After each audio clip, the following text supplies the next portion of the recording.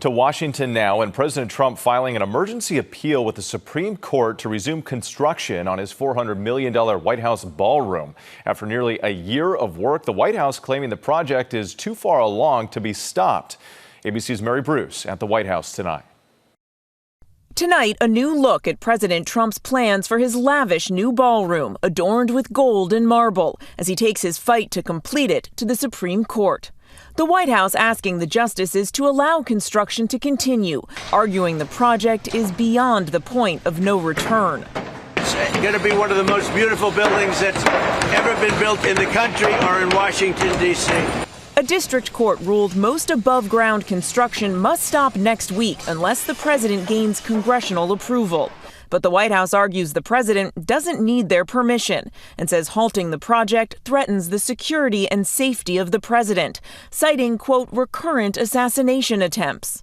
The president deeply involved. New renderings showing the massive 90,000 square foot project adorned with Corinthian columns and a new detail, gold presidential seals. Inside, yellow marble floors and more gold finishes. The president has said his design was inspired by the halls of Versailles.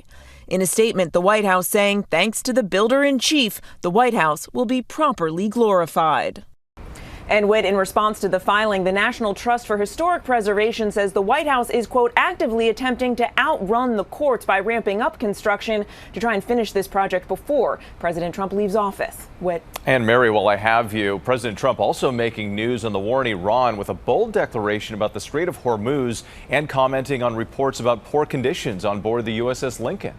Yeah, the president says that the Strait of Hormuz will soon be declared a U.S. territory, though it's not exactly clear what that means. Iran responding tonight saying, quote, the Strait of Hormuz cannot be seized by tweet. As for the USS Lincoln, which has now been at sea for over 250 days, the president claims that families of service members are not concerned, and he says the vessel hasn't been deployed for, quote, nearly long enough.